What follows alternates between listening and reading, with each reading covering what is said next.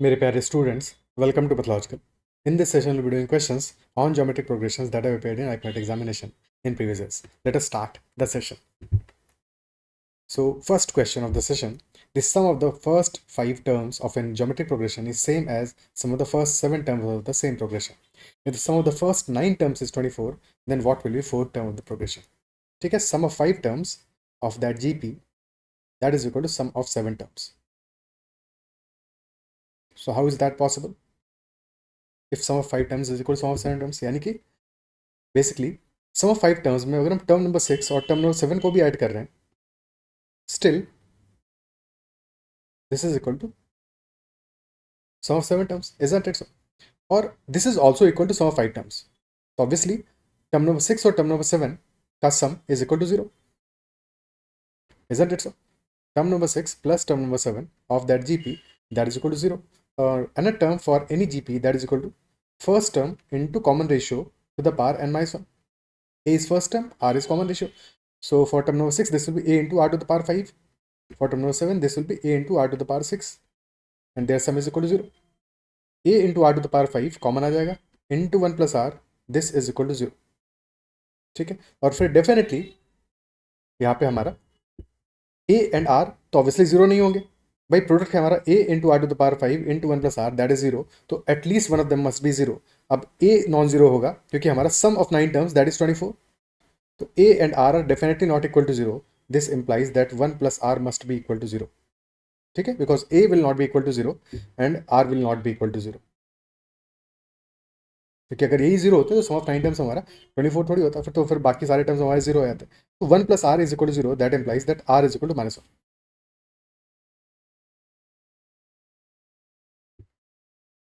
Okay, R is equal to -1. और अगर R is equal to -1 है, इन दैट केस फिर हम क्या कह सकते हैं कि टर्म नंबर 6 है प्लस टर्म नंबर 7 किया हमने, R इज इक्वल टू -1 है. और फिर हमें गिवन है कि sum of first 9 terms is 24. ठीक है, तो अगर फर्स्ट टर्म हमारा A है, next term since R is -1, next term होगा A इंटू आर यानी A into -1, next term will be -A. Then next term will be -A into -1, that will be A. यानी कि alternate terms हमारे A minus A and so on चलता रहेगा.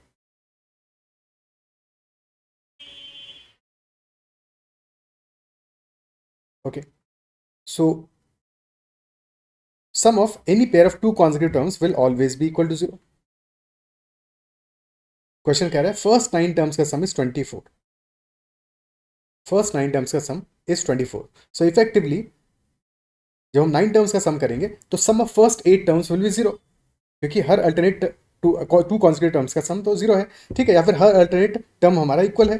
तो basically term number sum of 9 terms will be equal to term 9, क्योंकि sum of 8 terms is equal to 0.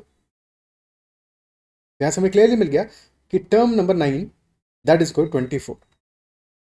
और अगर term number 9 24 है हमारा, तो फर्स्ट टर्म भी 24 होगा, कि first term, third term, fifth term, seven term, 9 term, यानी कि every odd term, all odd terms will be same, and similarly all even terms will be same also.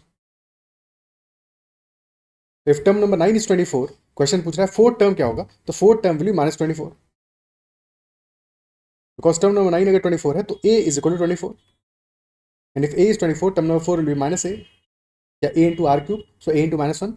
ठीक है, so term number 4 will be equal to A into r cube, so -A, and that is equal to -24. Option B will be the answer. Okay,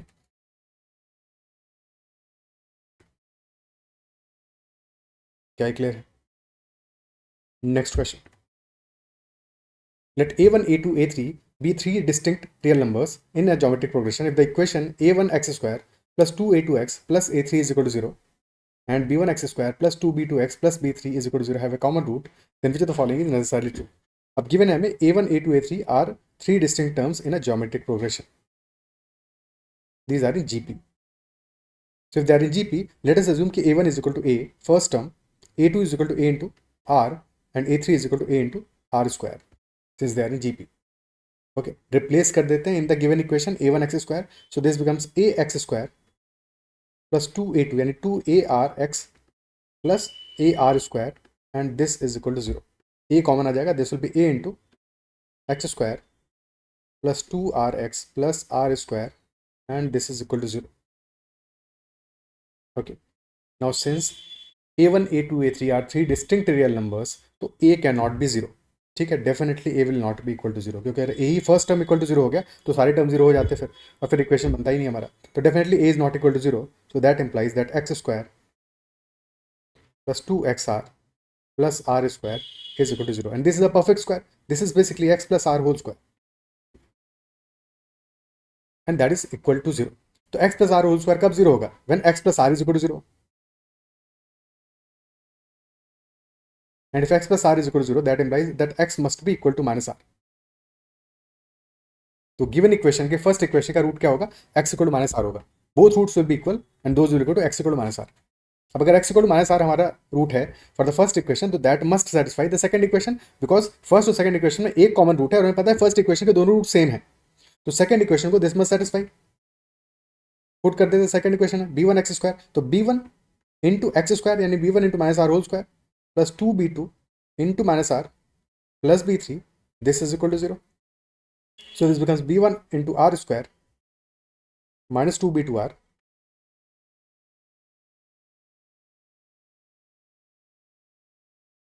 plus b3, this is equal to 0. तो equation बन जाएगा हमारा 2 times b2r that is equal to b1 r square plus b3. क्या ये equation clear है? 2 times b2r is equal to b1 r square plus b3. ठीक है, तो अगर हम एपी के कंसेप्ट से देखें, एपी के कॉन्सेप्ट में क्या होता है कि if A B and C are three terms and these are in AP, then clearly 2b is equal to a plus C. तो क्या हमें सिमिलर फॉर्मेट नहीं दिख रहा है यहाँ पे कि 2b2r is equal to b1 r square plus b3, यानी कि हम कह सकते हैं कि b1 r square comma b2r comma b3, these three are in arithmetic progression. ये तीनों अरिथमेटिक प्रोग्रेशन है, इजंट इट सो? जीपी वाला तो सिनेरियो नहीं दिख रहा है हमें यहाँ पे, ये तीनों एपी में दिख रहे हैं, बट ऑप्शन में तो कहीं पे भी गिवन नहीं है b1 r square b2 r and b3, कहीं पे भी गिवन नहीं है. तो कैसे इसको सॉल्व करेंगे? और ये इसलिए भी गिवन नहीं है क्योंकि r हमारा हमने एज्यूम किया है वैल्यू ना, r क्या है? कॉमन रेशियो, जो कि एज्यूम किया है हमने, that is why this is not given in the equation. ठीक है, तो हमें फॉर्मेट को कन्वर्ट करना पड़ेगा. ओके, अब एक पॉसिबिलिटी क्या बन सकता है? If r is equal to 1, if r is equal to 1, in that case b1 b2 and b3 must be in AP, और फिर उस केस में ऑप्शन सी आंसर हो जाएगा. But r can not be equal to 1 because question का first statement ही clear है that a1 a2 and a3 these are three distinct real numbers, and if they are distinct this clearly implies that r must not be equal to 1. ठीक है, अगर ये पहला statement given नहीं होता तो एक पॉसिबिलिटी ये भी बनता कि b1 b2 and b3 must have been in arithmetic progression, but that is not possible because r is not equal to 1. Because अगर r इक्वल टू 1 हो जाएगा तो a1 a2 a3 आइडेंटिकल हो जाएंगे, डिस्टिंक्ट नहीं रहेंगे. So that is why option C will not be the answer. ठीक है, अब इतने से देख के ही समझ में आ रहा होगा कि जीपी में तो नहीं है, एपी में ही कहानी बन रही है. तो ऑप्शन डी ही आंसर बचा है जहाँ पे कि एपी में हमारा दिख रहा है कंडीशन. बट लाएंगे कैसे यहाँ तक अपने आंसर को? अपने आंसर को यहाँ तक पहुँचाएंगे कैसे? क्योंकि अभी हमारे पास जो टर्म्स हैं वो तो हैं b2r b1 r square and b3. ठीक है, तो हमारा जो इनिशियल स्टेटमेंट है यहाँ पे क्या है? a1 a2 a3 which are a ar and ar square. ठीक है, तो अगर इसको हम फिट करें अपनी इक्वेशन में, ठीक है, फ्रेश पेज पे लिखते हैं इक्वेशन को अपना, 2b2r is equal to b1 r square, this is equal to b1 r square plus b3, and a1 a2 and a3 were ar and ar square.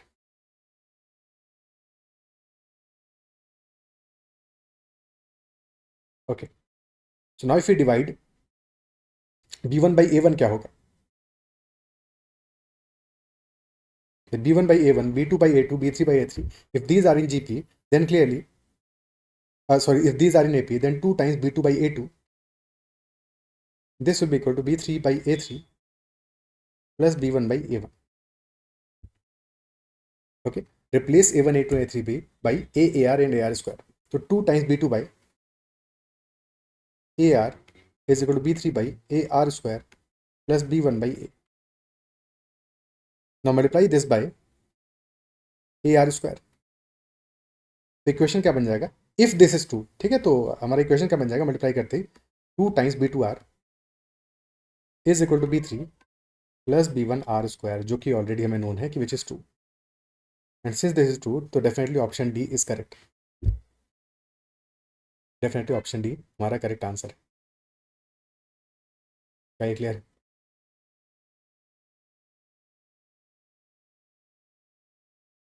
ठीक है, आगे बढ़ते हैं नेक्स्ट क्वेश्चन पे। A person standing at the center of an open ground first walks 32 meters towards the east, then takes a right turn and walks 16 meters, takes another right turn and walks 8 meters, and so on and so forth. How far will this person be from the original starting point after an infinite number of such walks in that pattern? So he is standing at the center of an open ground, and then he first walks east to north, south, east, and west. So from that point, he first walks east and walks for 32 meters. Then takes a right turn towards south and 16 meters walk करता है. Then further again right turn which will be in the west direction and walks for 8 meters. Then again a right turn, walks for 4 meters. Further right 2 meters, again right 1 meter, again right 0.5 meter, and so on and so forth. ठीक है, so either he is walking in the east or west direction or he is walking in the north and south direction. Both are perpendicular to each other. और हमें चाहिए from the starting point finally उसका distance क्या होगा after infinitely many such steps. Final distance travelled क्या होगा. ठीक है, तो टोटल 2 डिस्टेंसेज हैं हमारी. एक डिस्टेंस होगी इन द ईस्ट वेस्ट डायरेक्शन और एक होगी on in the north south. 2 perpendiculars हैं तो हमें यहाँ पे एक ट्रायंगल फॉर्म करना पड़ेगा प्रॉपरली.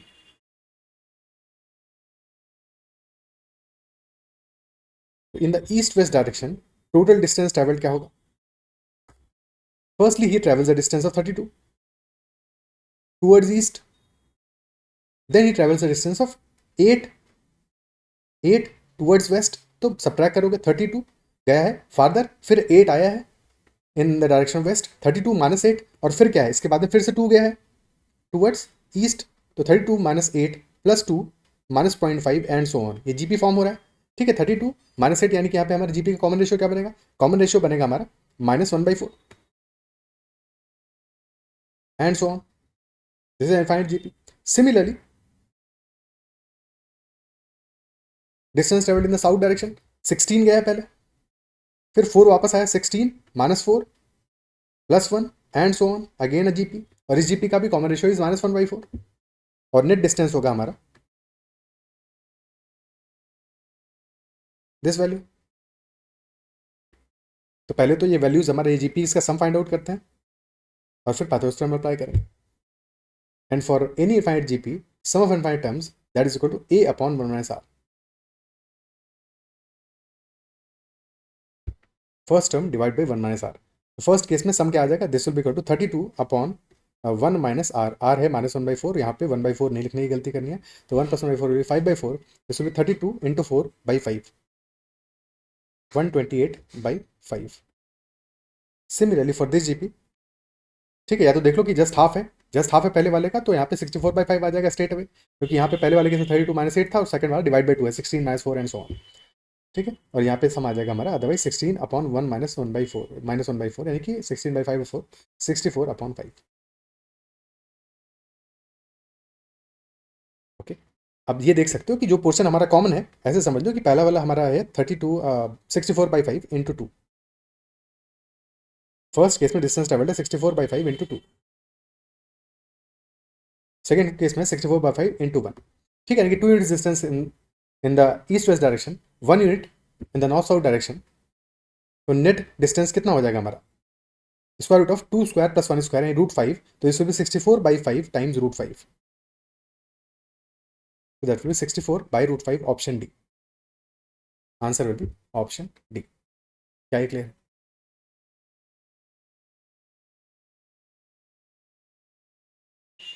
ठीक है,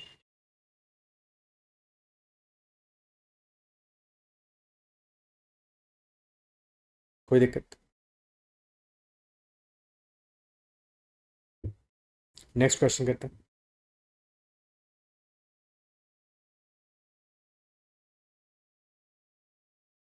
let alpha and beta be the roots of x square minus x plus p is equal to 0, and gamma and sigma are the roots of x square minus 4x plus q is equal to 0, where p and q are integers. If alpha, beta, gamma and sigma are in geometric progression, then p plus q का value क्या होगा? तो first equation is x square minus x plus p is equal to 0. Roots are alpha and beta. So sum of roots alpha plus beta, this will be equal to 1 minus coefficient of x, so that is equal to 1, and alpha into beta will be constant term which is equal to p. For the second equation, x square minus 4x plus q is equal to 0. Roots are gamma and sigma, so gamma plus sigma will be equal to 4, and gamma into sigma, this will be equal to q. Now given है alpha, beta, gamma, sigma are in GP. If these are in GP, alpha को मान लेते हैं a, gamma हो जाएगा a into r, then ar square, and finally ar cube. Okay, the first equation alpha plus beta is equal to 1. This will be equal to a into 1 plus r equal to 1, and alpha beta equal to p. This will be a into ar equal to p, यानी a square r, this is equal to p. Similarly here first equation हो जाएगा हमारा a r square plus a r cube, यानी a r square into 1 plus r, this is equal to 4, and second equation हो जाएगा a square r to the power 5, this is equal to q. Now since 1 and 4 known values है, p और q unknown है, तो focus करते हैं on this equation a into 1 plus r is equal to 1, and this equation a r square into 1 plus r is equal to 4. So this equation can be written as a r square into a into 1 plus r, and this is equal to 4. Or a into 1 plus r can be used from this equation. This part, this is equal to 1, तो r square equal to 4 आ जाएगा, and if r square is equal to 4, तो r is equal to plus minus 2. तो common ratio will either be plus 2 or that will be equal to minus 2. दो cases बनेंगे हमारे, ठीक है, या तो प्लस 2 होगा या फिर माइनस 2 होगा. दोनों केसेस के लिए सॉल्व करते हैं. ठीक है, तो पहला केस लेते हैं पहले कि when r is equal to plus 2, फिर सेकंड केस लेंगे when r is equal to minus 2. So if r is equal to plus 2, तो a into 1 plus r is equal to 1, so a into 3 is equal to 1, यानी a will be equal to 1 by 3. अगर r plus 2 है तो 1 plus r 3 होगा, a into 3 will be equal to 1, a will be equal to 1 by 3. Second case if r is equal to minus 2, तो 1 minus 2 यानी कि minus 1, तो minus a will be equal to 1, तो a will be equal to minus 1. Okay, अब first case में अगर हमारा a 1 by 3 है, r 2 है, तो टर्म्स क्या होंगे, यानी अल्फा बीटा गामा सिग्मा क्या होंगे? In that case alpha beta gamma sigma will be equal to 1 by 3, 2 by 3, 4 by 3 and 8 by 3. Okay, but given हमें क्या है कि p एंड q आर इंटीजर्स, इनकी product of alpha and beta must be integer, जो कि नहीं आ रहा है फर्स्ट केस में. 1 by 3 into 2 by 3 will not B integer, तो p will not B integer, जबकि p हमें चाहिए इंटीजर. तो alpha into beta in the first case will not B integer, and hence first case will not be accepted, this will be rejected. Second case में देखते हैं, second case में r भी -2 है, a भी -1 है, बोथ आर इंटीजर्स, तो definitely हमें सारे के सारे टर्म्स इंटीजर मिलेंगे. अल्फा बीटा गामा सिग्मा सब इंटीजर होंगे, तो प्रोडक्ट भी उनका इंटीजर में ही होगा. Alpha will be equal to -1, beta will be equal to 2, gamma will be equal to 2 into -2 -4, and then -4 into -2 that is equal to 8. तो यहाँ से हमें p और q की वैल्यूज इंटीजर ही मिल जाएंगी, that p will be equal to -1 into 2 -2 and q will be equal to -32. p is equal to -2 आ गया, q इज इक्वल टू -32 आ गया, तो p plus q in that case will be equal to -34, and hence this will be our answer, -34, option A. Okay, ठीक है, अच्छा सवाल था. क्वाड्रेटिक क्वेश्चन भी सिंपली फंडामेंटल अप्लाई हो रहे थे और साथ में जीपी भी हमने समझ लिया.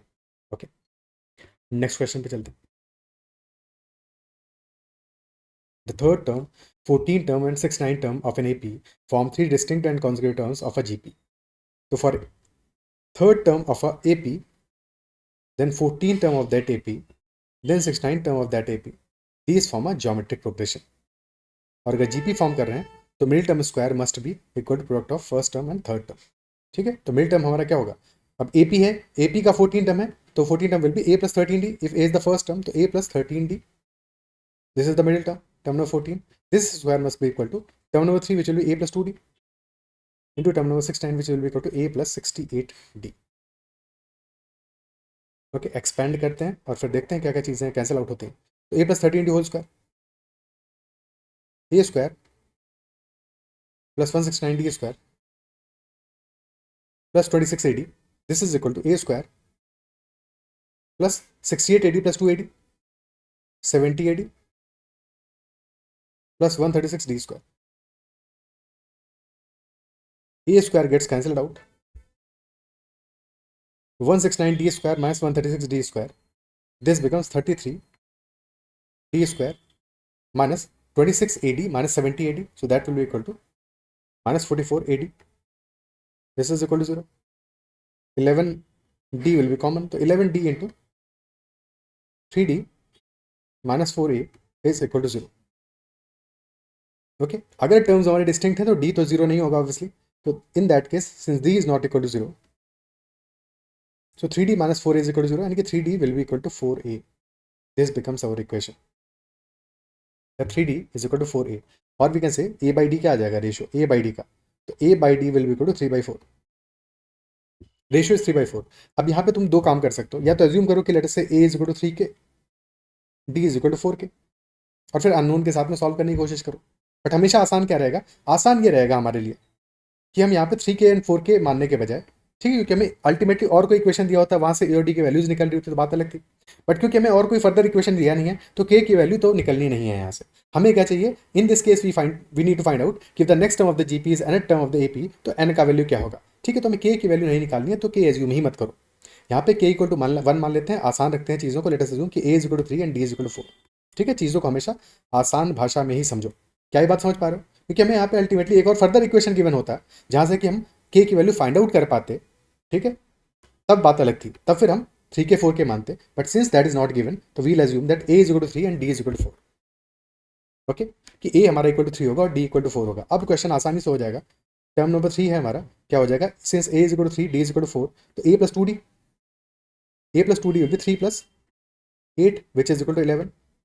टर्म नंबर 14 टर्म होगा हमारा a प्लस 13d, तो 3 plus 13 into 4 52, 3 plus 52 that is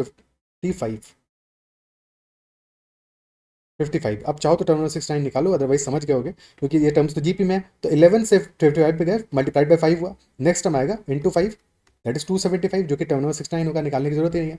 अब इसके बाद नेक्स्ट टर्म आएगा लेट अस से टी एन, क्योंकि वो भी जीपी में है, तो इंटू फर्दर 5 करोगे. 275 into 5 that will be 1375, 1375. Now this must be equal to a plus n minus 1 times d, यानी कि 3 plus n minus 1 times 4. This is the equation that we need to solve to find the value of n. Okay, solve करते हैं. तो this will be 1375 minus 3, 1372 by 4. 1372 by 4 is equal to n minus 1, तो 1372 by 4 plus 1, this will be equal to n. तो 4 3s are 12, फिर बचा हमारा 343 plus 1 that is equal to 1, तो n हमारा इक्वल टू 344 आ गया. n must be equal to 344. क्या ही क्लियर है? ठीक है, आंसर हमारा होगा n will be equal to 344. That is the question. Okay, ठीक है, आगे बढ़ते हैं नेक्स्ट क्वेश्चन पे.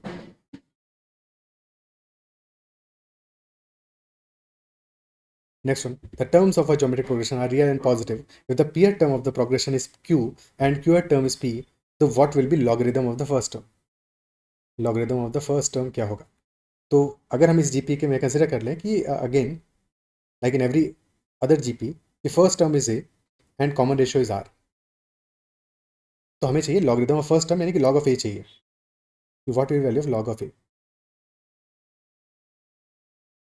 And all terms are real and positive. तो अगर टर्म्स हमारे रियल एंड पॉजिटिव हैं तो पॉजिटिव होने का मतलब क्या हुआ? अगर सारे टर्म्स पॉजिटिव हैं तो clearly r is greater than 0.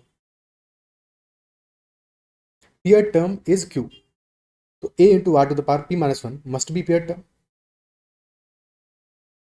That is equal to q, and qth term is p. a into are to the power q minus 1 that is equal to p. अब एक काम ये कर सकते हो कि लॉग ऑलरेडी ले लो. यहाँ पे हम लॉग ले लेते हैं दोनों इक्वेशंस में. फर्स्ट इक्वेशन लॉग लेते ही क्या हो जाएगा? First equation will be log of a into are to the power p minus 1, और जो कि इफेक्टिवली हो जाएगा log of a plus log of r to the power p minus 1, which will be p minus 1 times log of r, क्योंकि log of a into b is equal to log of a plus log of b, और log of a to the power n is equal to n times log of a। तो हमने वैसे ही दोनों side में log लिया और log लेके चीज़ों को आसान कर लिया, क्योंकि मल्टीपल स्टेप्स लिखेंगे कहानी बनेगी, समझ लो। ठीक है कि log ले लिया दोनों साइड्स पे, तो हो गया log of a plus p minus 1 times log of r, that is equal to log of q। Similarly second case में log of a plus q minus 1 times log of r will be equal to log of p। But हमें क्या चाहिए, हमें इस question में log of r निकालना होता तो चीज़ें ज़्यादा आसान होती हैं, क्योंकि a को कैंसिल आउट कर देते हैं, जो कि राइटली कैंसिल आउट हो रहा था। बट हमें log of r निकालना नहीं है, हमें निकालना है log of a। ठीक है, तो लंबा तरीका होगा कि हम यहाँ पे पहले log of r निकाल लें, फिर एक इक्वेशन में पुट करें और उसके बाद में फिर log of a निकाल लें। डायरेक्ट अप्रोच क्या होगा, क्योंकि हमें log of r को कैंसिल आउट करना पड़ेगा। अगर हमें log of a find out करना है, log of r को कैंसिल आउट करना पड़ेगा। So for that first equation को मल्टीप्लाई करो by coefficient of log of r in second equation, तो इंटू q माइनस 1, और सेकंड को मल्टीप्लाई करो by coefficient of log of r in the first equation. ठीक है, अब जैसे ही मल्टीप्लाई किया हमने, तो फर्स्ट इक्वेशन में और सेकंड इक्वेशन का फिर सेकंड इक्वेशन सब्ट्रैक्ट कर दो, तो log of r वाला पोर्शन कैंसिल आउट हो जाएगा। ठीक है, जरा सा भी कंफ्यूजन हो तो अपने एंड पे पूरी इक्वेशन लिखो, फिर समझो। ठीक है, पहले मल्टीप्लाई किया q माइनस 1, तो q minus 1 into log of A में सब्ट्रैक्ट करें p minus 1 into log of A.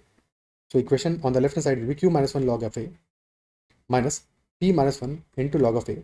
Log of r वाला पोर्शन कैंसिल आउट हो जाएगा, that is equal to q minus 1 into log of q minus p minus 1 into log of p। Left hand side effectively हो जाएगा q minus p times log of a. This is equal to q minus 1 times log of q minus p minus 1 times log of p। ठीक है, log of a हो जाएगा this whole thing right hand side divide by q minus p। अब कहीं पे option में q minus p तो नहीं आ रहा है, p माइनस q आ रहा है, तो यानी कि हमें माइनस 1 से मल्टीप्लाई भी करना पड़ेगा पूरी इक्वेशन को, कर दो मल्टीप्लाई। ठीक है, तो इफेक्टिवली हमारी इक्वेशन बन जाएगी log of a must be equal to minus 1 multiply करें q minus 1 should be 1 minus q, तो 1 minus q times log of q minus 1 minus p times log of p, और this divided by p minus q। ठीक है, option B will be the answer. Okay, option B हमारा answer हो जाएगा। Is that clear?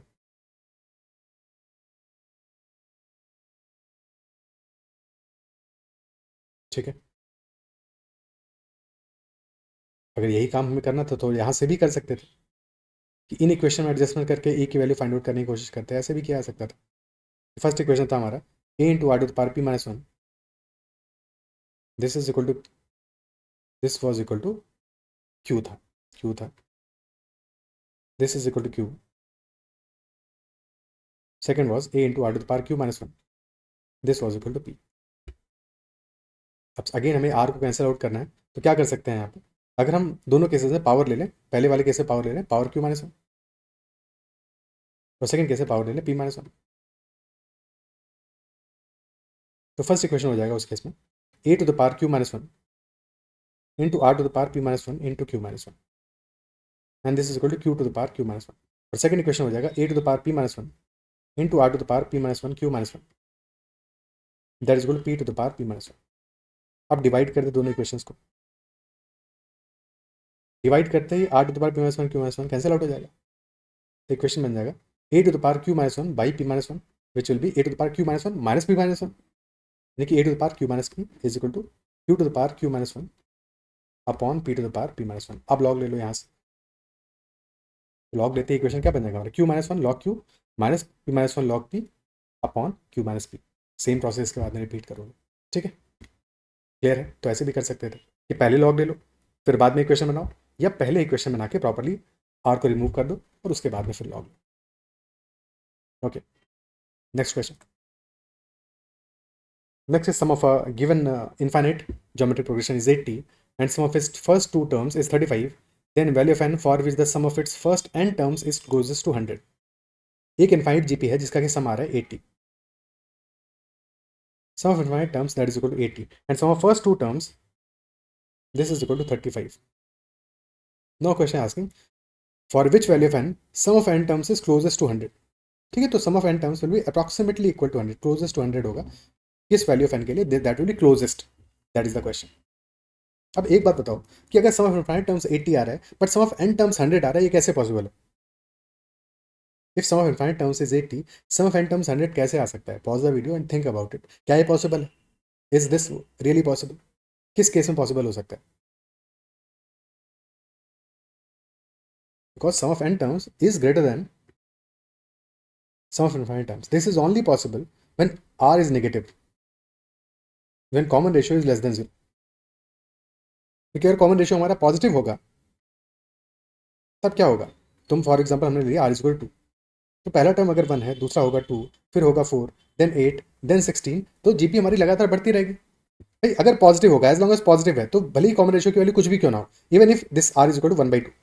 Start किया मान लो 100 से, 100 होगा, फिर 50 होगा, फिर 25 होगा, फिर 12.5 होगा एंड सो ऑन. बट लगातार इंक्रीज करेगा ना. ऐसा तो नहीं पॉसिबल हो सकता कि sum of n terms is greater than sum of infinite terms. That is not possible if r is positive. This is only possible when r is common ratio is negative. That should be the only possible case. क्या ये logically समझ पा रहे हो? तो definitely ये बात तो हमें क्लियर हुआ कि r must be less than 0. Second thing, when ever infinite GP का हमें सम गिवन होता है, फिक्स्ड होता है, इफ सम इज फिक्स्ड, तो that is only possible when mod of r is less than 1. ठीक है, यानी कि हमारी जीपी तभी तो कन्वर्ज करेगी. अगर mod of r greater than 1 होगा, इन दैट केस हमारी जीपी कन्वर्ज नहीं करेगी. Sum of infinite terms will be infinity. But if that is not infinity, that is contained, defined है, गिवन है हमें, जैसे फॉर एग्जांपल 80 दिया है इस केस में, तो mod of r must be less than 1, यानी कि आर इज लेस देन 0 और -1 से लेकर 0 के बीच में. This we know. क्या ये बात अप्रिशिएट कर पा रहे हो, समझ पा रहे हो? These things should be obvious. ठीक है, और हाँ, क्योंकि हमारा sum of n terms is greater than sum of infinity, that is why we know कि r हमारा नेगेटिव है, लेस देन 0 है. Sum first two terms given है 35. तो दो इक्वेशंस मिलेंगे हमें यहाँ पे. फर्स्ट इक्वेशन मिलेगा सम ऑफ इनफाइनाइट टर्म्स की इक्वेशन से, और सेकंड मिलेगा सम ऑफ टू टर्म्स की इक्वेशन से. Okay, sum of infinite terms is 80, तो a upon 1 minus r, this is equal to 80. Sum of two terms is equal to 35, तो a into 1 plus r, because first term a होगा, second होगा a r, तो a into 1 plus are that is equal to 35.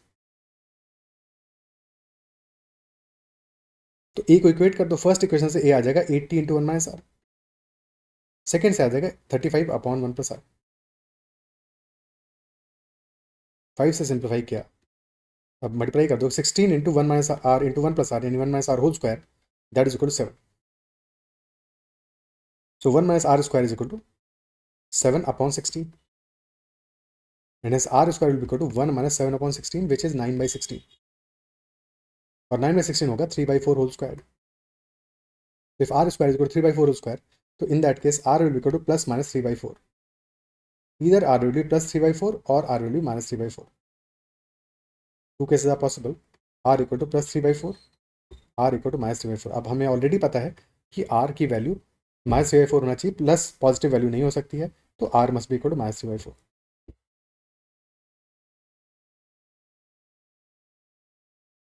Okay, ठीक है. Otherwise फिर भी confusion हो तो वैल्यूज लिख के देख लोगे तो आइडिया लग जाएगा लिखने के बाद में कि अगर r equal to plus 3 by 4 होगा, तो in that case a upon 1 minus 3 by 4, यानी कि 1 by 4 is equal to a upon 1 minus, एक सेकेंड, 1 माइनस 3 by 4, हाँ ठीक है. r की वैल्यू अगर प्लस 3 by 4 होगी तो क्या होगा हमारा, हाँ a अपॉन 1 माइनस 3 by 4. ठीक है, फिर यहाँ से कहानी देखोगे तो a की वैल्यू लार्ज आएगी, a इंटू 1 प्लस आर, तो मतलब वैसे करके देख सकते हो. ठीक है, कुछ गड़बड़ किया है क्या हमने? एक second, a upon minus r is equal to 80. हाँ ठीक है, यहाँ से a इज इक्वल 20 आ जाएगा इस केस में. ठीक है, तो लिख के देख सकते हो, अल्टीमेटली समझ में आ जाएगा कि क्यों नहीं हो सकता r is equal to plus 3 by 4. को सम ऑफ इनफाइनाइट टर्म्स 80 आएगा, but sum of first n terms कभी भी 100 नहीं पहुंचेगा. ये कभी भी 100 नहीं पहुंचेगा for this GP. First term 20 होगा, देन 20 इंटू 3 by 4 15 होगा, देन 15 इंटू 3 by 4 45 by 4 होगा, and so on. So finally हमारा इनफाइनाइट टर्म्स का सम तो 80 आ जाएगा, बट 100 कभी भी नहीं होगा. 100 कभी भी नहीं होगा, तो sum of n terms will never be 100, will always be less than 80. तो 100 कभी भी जाने ही नहीं वाला. ओके, अब अपना जो काम का केस है उसको लेते हैं. When r is equal to minus 3 by 4. So if r is equal to minus 3 by 4, so a into 1 minus 3 by 4, 1 minus 3 by 4. So a by 4 is equal to 35. The first term a comes out to be 140. First term होगा 140. तो अब values लिख के idea लगा लेते हैं कि n की वैल्यू क्या होगी, क्योंकि छोटी वैल्यूज़ हैं 4 5 6 7, तो बहुत ज़्यादा प्रॉब्लम नहीं आएगा, बट थोड़ा सा कैलकुलेशन में ध्यान देना पड़ेगा क्योंकि थोड़ा सा अप्रॉक्सीमेशन करना पड़ेगा। ठीक है, एग्जाम में कैलकुलेटर का भी यूज़ कर सकते हो। तो 140, नेक्स्ट टर्म होगा 140 इंटू -3/4। ओके, तो नेक्स्ट टर्म आ जाएगा -105, ओके नेगेटिव है। सम आ गया दो टर्म्स का 35। देन नेक्स्ट टर्म -105 इंटू -3/4, तो 105 इंटू 3 दैट इज 315/4, या फिर 100 का 3/4 होगा 75, 5 का 3/4 आ जाएगा 3.75, तो 78.75, रफली 80 के आसपास की वैल्यू है। ठीक है, रफली 80 के आसपास की वैल्यू है। नेक्स्ट वैल्यू क्या होगा, अगेन -3/4, तो 80 का 3/4 होता है 60, थोड़ा सा छोटा है 59 मान लेते हैं, अप्रॉक्सीमेटली -59। फर्स्ट टू टर्म्स का हमारा 35, नेक्स्ट टू टर्म्स का हमारा रफली 20, फिर फर्दर नेक्स्ट टर्म क्या होगा, दिस इज रफली -60, तो नेक्स्ट आ जाएगा 45। ठीक है, 45, 35 प्लस 20 आ गया 55, 55 प्लस 45 आ गया 100, 100 आ गया, क्योंकि अब अगला जो टर्म आएगा वो आ गया नेगेटिव में, दैट विल बी नेगेटिव, और नेगेटिव टर्म होगा तो वो और वैल्यू को दूर लेके जाएगा 100 से, 100 के पास तो नहीं लाएगा। तो क्लियरली फर्स्ट 5 टर्म्स से हमारा आ रहा है equal to 100, approximately 100, not exactly 100 but approximately 100 आ रहा है, इजंट इट सो? ठीक है, तो हमारा क्लियरली दिख रहा है कि sum of 5 terms will be equal to nearest closest to 100, 5 will be the answer. क्योंकि अब नेक्स्ट टर्म क्या आएगा, दैट विल बी -40 का 3/4 विल बी 30, और 5 का 3/4 33.75, -33.75 अप्रॉक्सीमेटली वैल्यू आ रहा है, क्योंकि 45 भी हमारा अप्रॉक्सीमेट वैल्यू है। और फर्दर फिर नेक्स्ट टर्म देखोगे तो अगेन इसका 3/4 होगा, प्लस में तो आएगा बट वो वैल्यू से छोटा होगा, तो हम 100 से दूर जा रहे होंगे, 100 के पास नहीं आ रहे होंगे, तो that is why 5 must be the answer. एक अप्रोच तो ये हो गया कि वैल्यूज को देख लो, क्योंकि 4 5 6 7 ऑप्शन छोटे हैं तो कैलकुलेट करना आसान है। अदरवाइज प्रॉपर अप्रोच क्या हो सकता था, प्रॉपर अप्रोच होता है कि सम ऑफ n टर्म्स का हम फॉर्मूला जीपी का लिखते और फिर उसके अकॉर्डिंग सॉल्व करते। Sum of n terms will be equal to, for any GP that will be equal to a into r to the power n -1 upon r -1। a आ रहा है हमारा इक्वल टू 140, तो 140 into 1 -3/4 to the power n upon 1 -3/4, so this becomes 140 into 1 -3/4 to the power n upon 7/4, 7 से बचा 20, 20 into 4 हो गया 80, तो this becomes equal to 80 into 1 -3/4 to the power n, and this should be closest to 100। Okay, multiply कर दो, bracket को open कर दो, तो this will B 80 minus 80 into -3/4 to the power n, 80 subtract कर दो बोथ साइड्स में, तो this becomes -80 into -3/4 to the power n, which is roughly equal to 100 -80 यानी 20। ओके, -80 से भी डिवाइड कर दो, तो -3/4 to the power n, this is रफली इक्वल टू -20/80 यानी -1/4। अब -3/4 to the power n equal to -1/4 कब होगा, अगर -1/4 के आसपास की वैल्यू चाहिए हमें, तो क्लियरली जो n है n must be odd, because if n is odd, अगर n ऑड है in that case -3/4 to the power n will be less than 0, क्योंकि हमें चाहिए क्या 1/4 के -1/4 के आसपास, और नेगेटिव ही चाहिए, तो यानी कि n मस्ट बी ऑड, क्योंकि n इवन हो जाएगा। In that case -3/4 to the power n this will be a positive value, तो हमें नेगेटिव ही चाहिए, यानी कि n तो ऑड होना चाहिए, ये बात क्लियर है। n ऑड है तो 4 या फिर 6 तो वैसे भी आंसर नहीं हो सकता। ठीक है, n को ऑड ही होना पड़ेगा, और n ऑड हो रहा तो माइनस साइन वाला हमारी जो कहानी है वो खत्म हो जाती है। बस अब इसके बाद में n ऑड है इतना समझ लो, 3/4 to the power n should be equal to approximately 1/4, minus sign खत्म हो गया। ठीक है, अब 3/4 टू द पावर n है, अप्रॉक्सीमेट कर लो। n की वैल्यू फॉर एग्जाम्पल तुमने लिया, n को 3 वैल्यू लिया, तो for n equal to 3, n की वैल्यू देख लो, n इक्वल टू 3 लेते हो तो 3 cube by 4 cube that is equal 27/64, n is equal to 5 के लिए 27/64 इंटू 9/16, 27 इंटू 9 243 बाई 1024, क्योंकि अप्रॉक्सीमेटली आ रहा है 1/4। 250/1000 होता तो एक्जैक्टली 1/4 होता, 243/1024 अप्रॉक्सीमेटली 1/4 आ रहा है।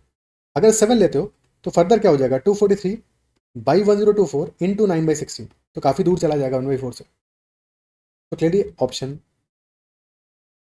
With n is equal to 5 must be the answer. Option B हमारा आंसर हो जाएगा। क्या ये अप्रिशिएट कर पा रहे हो, समझ पा रहे हो? ठीक है, हमारा क्लियरली ऑप्शन बी आंसर हो जाएगा इस केस में। ओके, तो दिस इज द सॉल्यूशन। तो दोनों तरह से देख सकते हो तुम, वैल्यूज अप्रॉक्सीमेट भी कर सकते हो अगर कंफर्टेबल हो, अदरवाइज ये प्रॉपर सॉल्यूशन करना पड़ेगा। क्वेश्चन अच्छा था, ये थोड़ा सा टाइम तो लगेगा ऐसे क्वेश्चन में समझने में। So this will be the solution. Okay, so इतना ही रखते हैं इस सेशन में। आई बिलीव कि जो भी क्वेश्चन में डिस्कस से सारे के सारे समझ में आए। किसी भी क्वेश्चन में कोई डाउट रहता है तो कमेंट जरूर मेंशन करना। अगर सेशन पसंद आया तो also give feedback in the comment section. And अगर अब तक चैनल सब्सक्राइब नहीं किया है, जरूर से करना। That is all for this session. Bye, take care and keep learning.